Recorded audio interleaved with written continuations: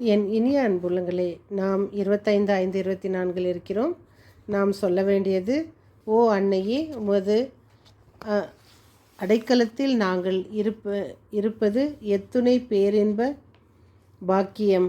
நாம் செய்ய வேண்டியது, பிற சமய சார்ந்தவர்களுடன் உரையாடி அவர்களுக்கு நல்ல புத்திமதிகளை கூறுவோம். நாம் தூய் ஆவியார் நம்மை அசைவாடி நம்மில் வழி நடத்தி கொண்டு வருகிறார். அன்னை மரியா நமக்காக பரிந்து பேசி கொண்டிருக்கிறார். நாம் தொடரும் சங்கீத தொடர்ச்சி 22, 13, 14, 15. நீதிமொழிகள் 11, 4, 5, 6.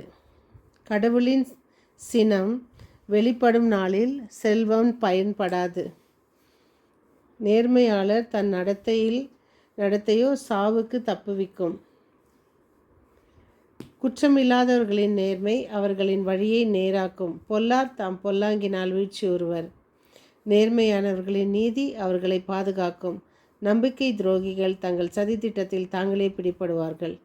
இன்றைய வாசகம் யாக்கோபு எழுதியது 5, 13, 20. நேர்மையாளரின் வல்லமை மிக்க மன்றாட்டு பயன் விளைவிக்கும். இன்றைய மார்க் எழுதிய நற்செய்தி 10, 13, 16. இறையாட்சியை சிறு பிள்ளையைப் போல் ஏற்றுக்கொள்ளாதோர் அதற்குள் நுழைய மாட்டார். இன்றைய மாதாவின் நிகழ்வுகளில் ஒன்று, சேசு சபை குருவானவர் ஒரு புனிதர் குருவாக வாழ்ந்த ஒரு புனிதர் ஆகியிருக்கிறாரு. அவர் அவருடைய இதில் ஒரு நோட் எழுதி வச்சுருக்காரு. அவர் ஒரு ஊரில் ஒரு வேற்று சமயம் சார்ந்த மனிதன் வாழ்ந்து வந்தானா. அவன் ஒரு நாள் திடீர்னு மிகுந்த துன்பத்துக்குள்ளாகி பைத்தியக்காரனை போல் ஆகி அந்த ஊரில் அவனை கண்டதுமே எல்லாரும் பயப்படுவாங்களாம். அது மட்டுமல்ல, அவன் எங்கே சுற்றி திரிந்தாலும் எந்த தெருவில் இருந்தாலும் மக்கள் அவனை பார்த்த உடனே வீட்டுக்கு கதவை சாத்தி கொள்வாங்களாம். அப்போ அந்த பகுதி மக்கள் வேறு சமயத்தவராக இருந்தாலும் அவர்கள் அப்பகுதியில் உள்ள ஆலயத்திற்கு சென்று பங்கு குரு அணுகி தீய ஆவி பிடித்திருந்த மனிதர் மீது இறங்கும்படி கெஞ்சி கேட்குறாங்க. அப்போ அந்த சமயத்தில் குருவிடம் மறைக்கல்வி படித்து கொண்டிருந்த ஒரு சிறுவன் இருக்கிறான். அவன் என்ன பண்ணுறான், இந்த ஃபாதர்கிட்ட மற்றவங்க சொல்லும் போது இந்த தீயாவி பிடித்த இடத்திற்கு அவன் ஓடுறான். ஓடி போயிட்டு உடனே அவன் கழுத்தில் இருக்கிற உத்திரியத்தை கழட்டி அந்த தீயாவி பிடித்திருந்தவனுடைய கழுத்தில் போடுறான். இதை பார்த்துருந்த குருவுக்கு ரொம்ப அதிசயம், ரொம்ப ஆச்சரியமே ஆகி அந்த பையனை அப்ரிஷியேட் பண்ணி அங்கேருந்து வேடிக்கை பார்த்துருந்த மக்கள் அனைவரும் அன்னை மரியாவை போற்றி புகழ்ந்து அந்த இடத்துலையே இன்னொரு அறிகுறியும் ஆயிருக்கு. அந்த ஊரில் அமலோற்ப அன்னை ஆலயம் இருந்திருக்கு. அந்த சொரூபத்துக்கு கீழே உங்களுக்கு தெரியும் ஒரு பாம்பு இருக்கும்ட்டுன்னு. அது என்ன ஆயிருக்கு, அப்போது அது அந்த விதமாக அங்கே இருக்கும்போது மக்கள் எல்லோரும் அங்கே கூடி ஜெபிச்சு கொண்டு இருக்கும்போது அந்த ஆலயத்தில் திடீர்னு ஒரு நல்ல பாம்பு அங்கே ஒரு குழந்தைய படுக்க வச்சுருக்காங்க. அது மேலே போகுது.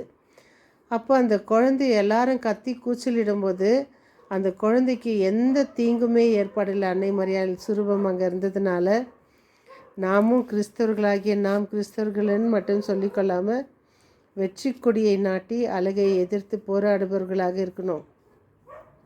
நம்ம அன்னை மரியாவின் ஜெபமாலை ஆயுதமாகவும் உத்திரியத்தை ஆயுதமாகவும் அணிந்து கொண்டு நம் வாழ்வில் வரும் தீமைகளை வெல்ல முயற்சி செய்வோம். பாருங்கள், அந்த சிறு பையனுக்கு இருந்த ஒரு துணிவும் தைரியமும் நம்மளுக்கு இன்றைக்கி நாம் ஒவ்வொருவருக்கும் இருந்துச்சுன்னா நாமும் மற்றவர்களோடு சேர்ந்து அன்னை மரியாளை போற்றி புகழ, அன்னை மரியாவுக்குன்னு ஒரு இடத்தை கொடுக்க, அன்னை மரியாவுக்குன்னு ஒரு தனி சிறப்பை நம்மளால் செய்ய முடியும். அவங்களுடைய புதுமைகள் மற்றவங்க எழுதுறதில்ல, நம்மளும் தினம் நம்ம வாழ்க்கையில் நடக்கிறத மற்றவங்களிடம் சொல்லி நாம் பகிர்ந்து கொள்ளலாம். இதோ அன்னை மரியாள் நமக்கு செய்த அதிசய அற்புதங்களை முன்னிட்டு தினமும் அவருக்கு நன்றி கடனாக ஜெபமாலை ஜெபிப்போம். குடும்பத்திலும் கெபியிலும் இந்த மாதம் முழுவதும் ஜெபித்து அன்னையின் அருளையும் ஆசிரியையும் பெறுவோம். அவர் சொல்வதைப் போல, என் மகன் சொல்வதைப் போல் செய்யுங்கள்னு இறையாட்சிக்கு உட்பட நாமும் முயற்சி செய்வோம். மீண்டும் சந்திக்கும் வரை உங்கள் அன்பு தோழி.